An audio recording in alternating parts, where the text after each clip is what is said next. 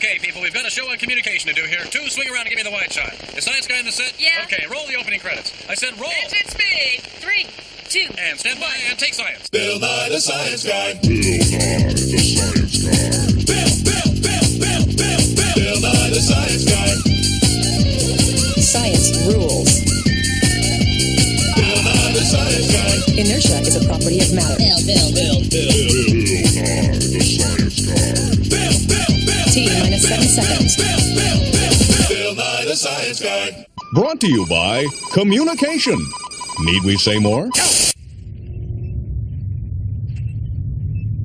you know what I'm thinking? I was thinking, I've got to open the door. But you didn't know until I communicated it to you. See, animals like us communicate all the time. We do it, fish do it, birds do it. Communication is older than Native American dancing. It's as young as the most recent satellite signal. Communication is just... Amazing? Yeah, amazing. Hey, go ahead, you take it from here. Thanks, and very nice job, by the way. Well said.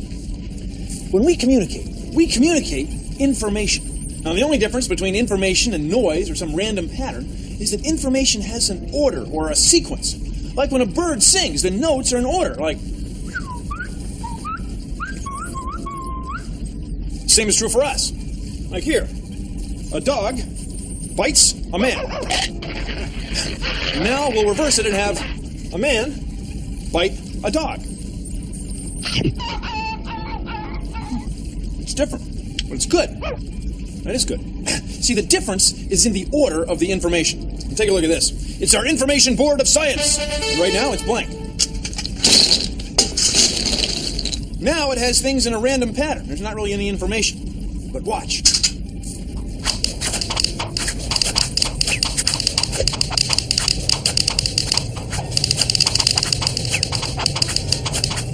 There. You can see it says, no bicycles. We can communicate with another member of our species without even seeing them. See, we can store information outside of our bodies. Communication is, it's amazing. Yeah, amazing. Want to make a duck call? It's easy. All you need is a plastic straw. First, take a straw. Then, flatten out the last few centimeters. I mean, really flatten it out. You want a good crease. Then, cut the flat end into a point like this. Stick this end in your mouth and blow really hard.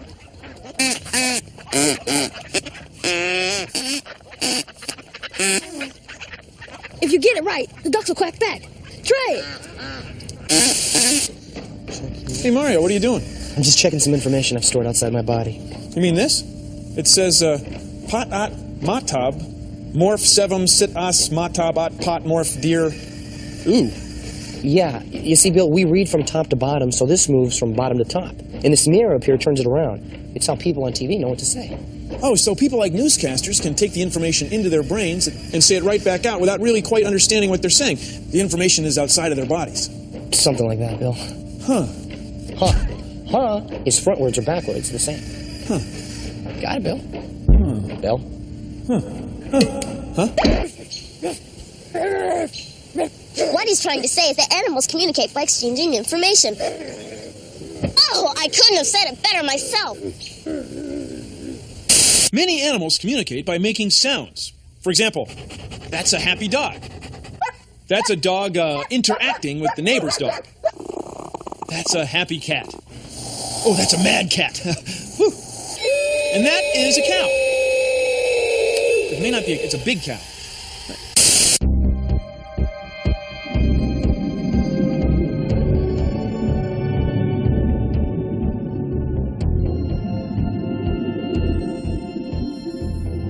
I'm John Gorey. I'm a dolphin researcher here at the Living Seas at Epcot Center. And this is our dolphin keyboard. We're using this to try to teach dolphins how to communicate with us by teaching them to use a language. Dolphins communicate with each other mostly by whistling at each other and by their body motions, or their body language, so to speak. However, we can't whistle like the dolphins do, and so what we did was we had to build a system that was totally new, but it was a system that both humans and dolphins could use to talk to each other about things that we're both doing together. Keyboard may seem a little funny. The words on here aren't like written words on a page. Instead, we have objects in these tubes that are stand for the words in our language for the dolphins. And so we just talk to them about what we're going to do, and they talk to us about what they want to do. This is an early stage in the project, but the dolphins are trying to communicate with us. They do activate the symbols on the keyboard to try to tell us where they want to go or what they want to do, what objects they want to play with, and things like that. What we're trying to see is sometime in the future, when the dolphins learn how to use this keyboard better, they can communicate with it in a language-like way.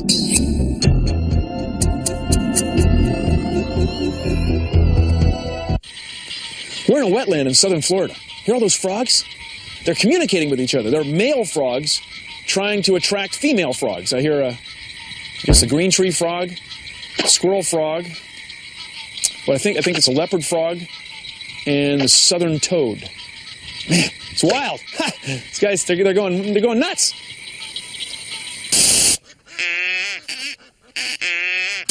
Get your stored information here. Get your stored information that communicates. Oh, forget it. No one's listening. Information can be sent in little bits that are either off or on. Please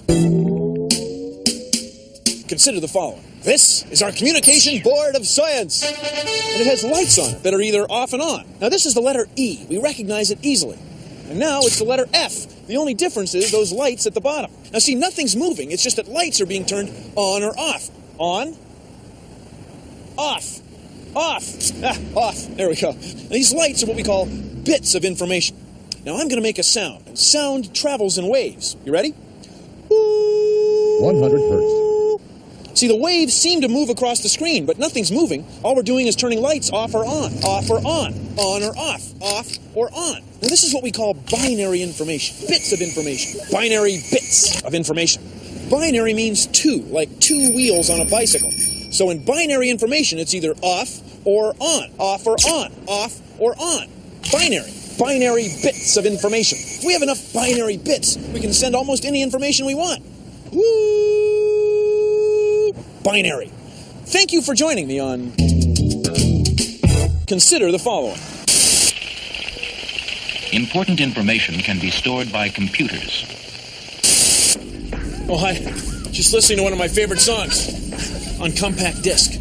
The compact disc makes music from information. Yeah, a sequence of information. A compact disc is kind of like a sandwich with a layer of plastic, a layer of metal, and then a layer of plastic. Now, in the layer of metal, there are little indentations, little pits. And when we shine a laser light on it, a laser light somewhat like this one, it bounces off the pits and we can read it as information, as bits of information, binary bits of information, little pieces of information. So imagine this is the surface of a compact disc. And as the laser light shines on it, it sees light, dark, dark, light. And like that. And it converts that into bits of information. And it converts that into music. Now, a compact disc doesn't just have to store music. You can store a dictionary or an encyclopedia or phone book, a video game, all kinds of stuff. Because a compact disc doesn't store music. It stores information. It's kind of cool.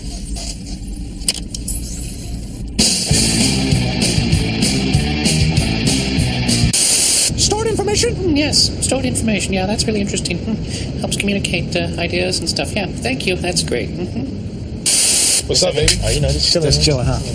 Hey, I'm flavoring how you rocked that show last night. That's beat. That's a lick. Boy, it was hot. What's the lick today, though? I'm trying to get something to eat. What you want to eat? Pizza's cool with me, but I'm sort of short. Short? Yeah. I got you back. You got my back? No sweat. Where? Let's get this. Peace. Check it out. Communicating. That's what John and I are doing. A different form. It's called slang. We're talking about eating, having a good time, and now he rocked the show with his fresh dance moves. No, that's not right. I wasn't dancing. I rocked my... You're bugging. See, you're tripping. MC, you're a dancer. All right, joke's over. My fault. I got your back. It's cool. All right, no problem. Let's be out. Hey. Peace. So that's why information has to have a sequence or order when we communicate. Some people on TV... beginning at start let's. Action. When we communicate information, it can be images, smells, sounds, tastes, or things that we touch. They have to have an arrangement, a sequence, or an order. Without that, you just get a bunch of noise. Sense much make wouldn't things otherwise. See? I mean, the whole thing? Whole thing. Good. Action. This is a great moment in communication.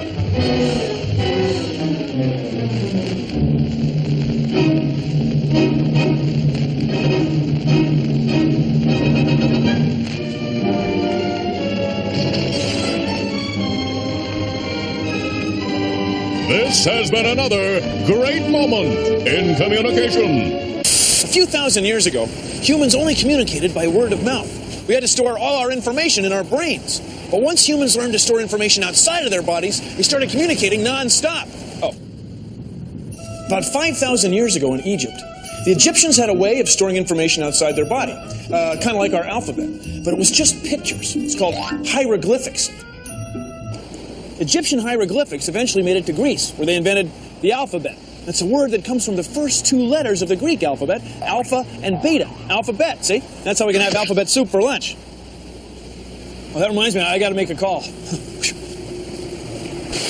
So when people invented newspapers about 350 years ago, then many people could share the same information on the same day. All this information stored outside of their bodies. And pretty soon we had cities and nations and color advertising inserts in the Sunday paper. It was wild. And then there's information that we send over phone lines, like faxes of pictures and modems. Excuse me a second. Bill, meet me at the library. Good idea. Phone calls where you just talk. Libraries have books that hold the ideas of hundreds of thousands of people, spanning thousands of years. And now, computers allow us to store a lot of information in a very small space. Our whole modern society depends on our ability to store information outside of our bodies. Human communication, it's amazing. Shh.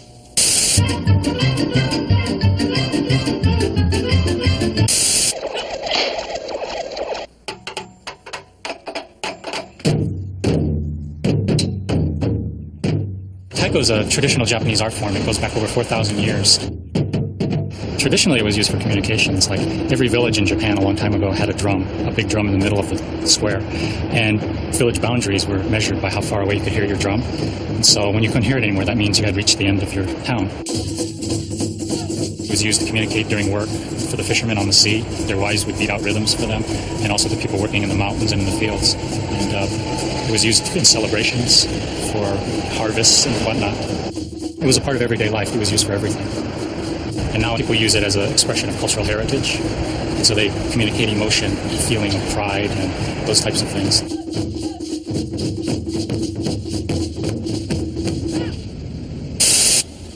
American Sign Language, ASL, is based on ideas, not words. And one of the great things about American Sign Language is a lot of the signs are gestures that you'd recognize, like drink, dinner, or popcorn. Yeah, or more popcorn.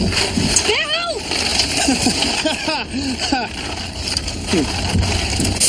Excuse me, ma'am. Do you know how to communicate to someone you like them without talking?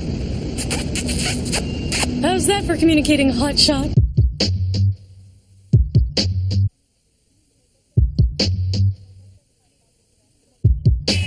The most frustrating part about being deaf, or communicating with the hearing person, is that when they refuse to try to understand it. But some hearing people just don't understand, so he would just write it on a piece of paper.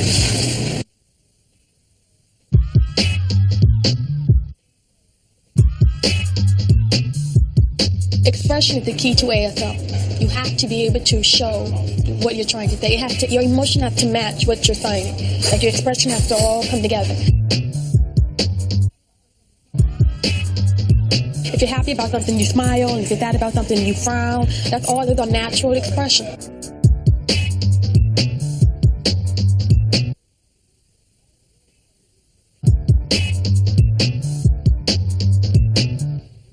all the world's languages take us in the direction of communication. But not all the world's languages are written in the same direction. For example, Hebrew and Arabic are written from right to left, whereas English, French, and German are written from left to right. Chinese and Japanese are written from top to bottom, top to bottom, top to bottom, top to bottom, top to bottom, top to bottom. Thanks. You can send a secret message to your friend if you make a code word. It's easy. What I've done is taken 2 separate pieces of cardboard and pinned them together. I've numbered 1 through 10 on the bigger one and also put the alphabet. On the smaller one, I put some letters, some numbers, and some symbols. Make a second one exactly alike. This one's for your friend. Now, put your message in code with the code wheel.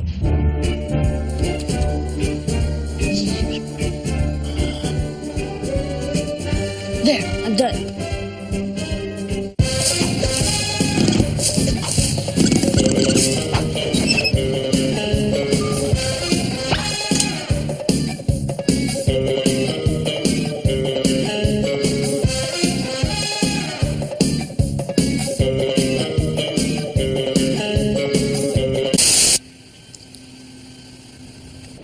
baseball players communicate all the time, so they know what's coming up. They know what play to expect. Like the batter and the third base coach will go through something like bunt, steal, hit and run. Sometimes they throw in a bunch of extra signs that don't mean anything, just to throw the other team off.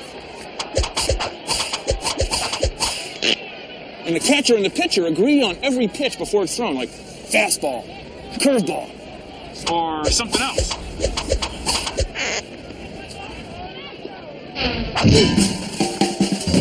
He's out!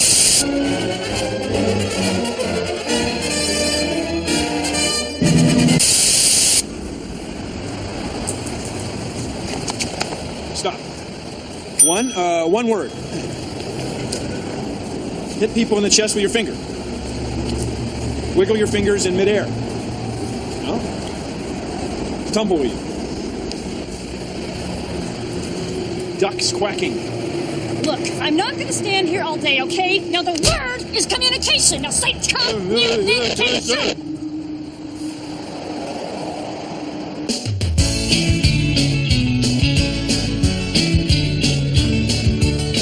She sends a letter, he shakes his head. She makes a phone call, he yawns in bed. When we communicate, it's done in many ways. Computers, music, books, and William Shakespeare's plays. Squids change their color, gorillas yell. Dogs, cats, and insects use sense of smell. Animals communicate by using their bodies. And every dog knows how to mark their scent on trees. Communication all the time, that includes fashion design. Deaf people, they learn to sign communication. Traffic lights and road signs, mathematical formulas work just fine. Almost anything that comes to mind, communication.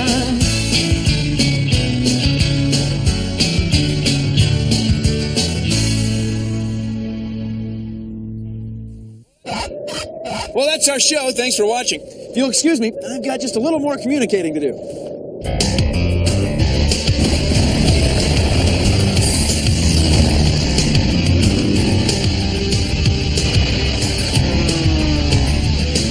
Produced in association with the National Science Foundation.